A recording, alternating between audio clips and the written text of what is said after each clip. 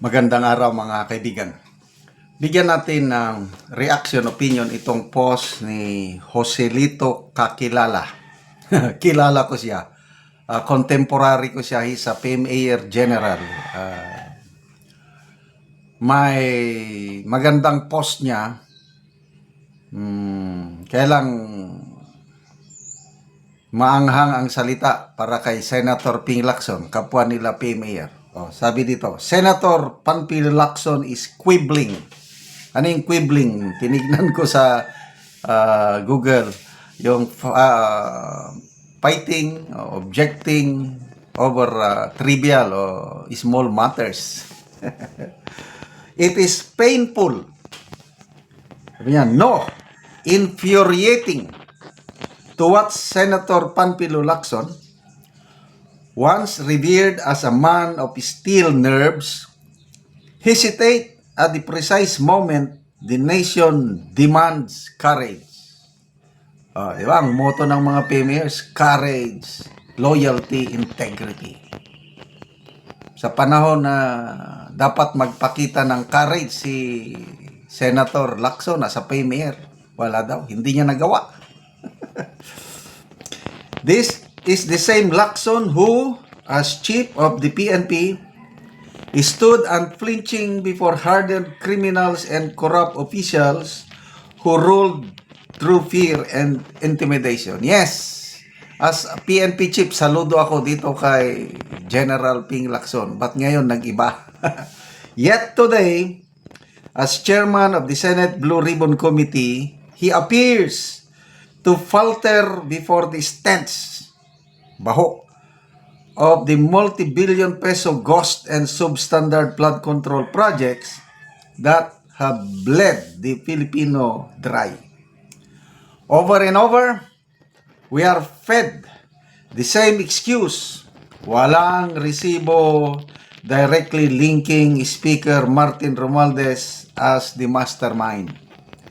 But the law is not so naive. By the way, graduate ito ng law, ng honoris, board exam. Nag-retire na siya sa general, kumuha ng law degree, tapos na siya. Maybe ngayon, nagre-review na siya to take the bar exam. Matalino ito, matapang, bimedal the officer, general. Okay. But the law is not so naive. And justice is not so blind. Criminal liability is not built on direct evidence alone. Circumstantial evidence, when consistent, corroborated, and reinforced by multiple witnesses and official records, can be just as damning. Ulitin ko bar exam na lang ang kulang niya para maging tunay na abogado. Bilib ako dito nag-retire na kami. Later on, nalaman ko, mag-graduate na siya ng law degree niya. Grabe. That is not rhetoric. That is black letter law. And let us be clear. The record is far from barren. Witnesses have spoken. Documents exist. The files of Yusek Lorde Cabral, the General Appropriations Act itself, all point toward a powerful figure in Congress armed with a discretionary authority. The very power required to engineer a conspiracy is steeped in plunder and direct bribery. The footprints are unmistakable. Yet, instead of confrontation, we are given quibbling. In the Philippine Military Academy, quibbling is not a harmless flaw. It is an honor violation. A cadet does not lie, does not cheat, and does not tolerate violations of the honor code. To equivocate in the face of truth is in itself a betrayal. The Senate Blue Ribbon Committee hearings are not yet over. There remains a narrow but decisive window for reckoning. The Filipino people they demand that Senator Lacson finally connect the dots and lay bare the direct and circumstantial evidence that will expose the true architect of this grand blueprint of corruption and plunder. The Filipino people now throw down the gauntlet and urging Senator Lacson to stop quibbling. The nation is watching and the people will not forget. Grabe. Salamat, Bok, sa article mong ito. I agree with you. I am one with you na yung hinahangaan natin noon na man of steel nga Senator Lacson, nagbago na. Nag-iba na ang ihip ng hangin. Bakit kaya? Ito, yung binasa ko ang mga comments. Maraming nag-comments, kailang may tatlong mga PMAers. Poros General ito, nagko-comment. Ito, una, Paul Sumayo. Magmista sila. I believe he has everything he needs to name and bring to justice the mastermind of the flood control corruption scandal. Maybe someone or something is holding him off. May pumipigil ba? With his holding, the Senate will have a very strong basis to convict Marcos. So, hindi ko na lang basahin yung mga iba. Punta tayo sa iba. Yun. Si General Romeo B. Poque, sabi niya, let me share this. Brother Cavalier Joey. Kasi Joey kakilala siya. Sinare niya, agree si General Poque tungkol nito. Sino pa? May isa pang general na nakita ko. Si Jaylee Tindoy.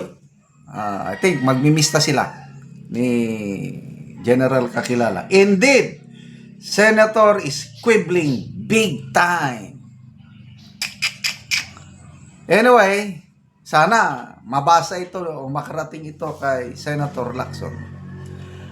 Nakita ko, he's trying his best naman, balancing his act. Kailang parang may pumipigil kung boxer pa, kaya niyang patumbahin yung kalaban niya. Kailang parang naawa o parang there is something holding him up. Sayang. Ang ganda yung simula ng kanyang hearing noon. Kailang nung lumabas si Orly Gutesa doon, nagbago ang kanyang direksyon.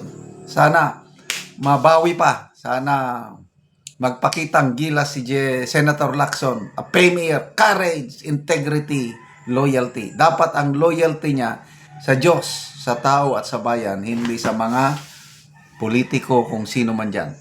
Salamat mga kaibigan sa inyong pagsubaybay sa ating channel. Nakakatulong kayo ng malaki sa tribong Talandig ng Bukidnon dahil ang sweldo natin sa channel na ito is pantulong sa tribo. Namimigay tayo ng libreng yero at pako para makapagpatay sila ng mas maayos na tirahan. Panoorin nyo ang video na ito. Mauna niyang mga scene nga ipanghatag sa mga tao.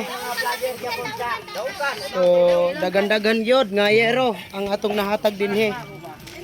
So, mauna ni sila ang mga tao nga taga-ano gero. Maupod ni ang mga lansang nga ipanghatag. Mga lansang, mga yero. Kompleto gyud.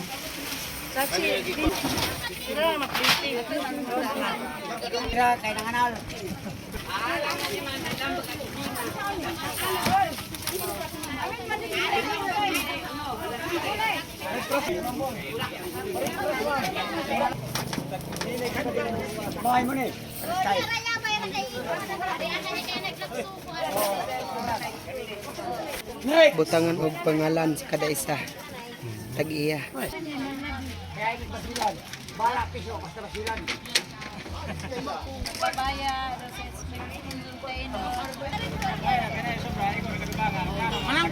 Magbahin-bahin na, modala na sa yang bahin ang kada isa.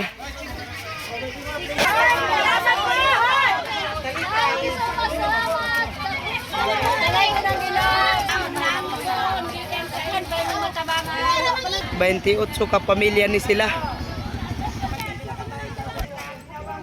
So gikarga lang. Mga balo gitabangan. Ang iban gikarga lang og motor.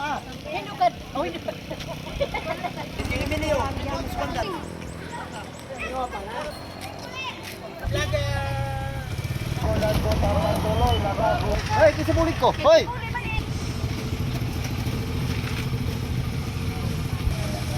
Nani si nanay ang natagaan og si naan ang yang so muna ni ang gawas nga bahin nga kon sa atop siyang balay. So muna ni gidakpon sa buslot sa balay ni nanay. So mga gatulo na gyud. Kuan nagid karaan nagid ka. So nanay pila na ni katuig ang imong balay? 15. 15 na katuig.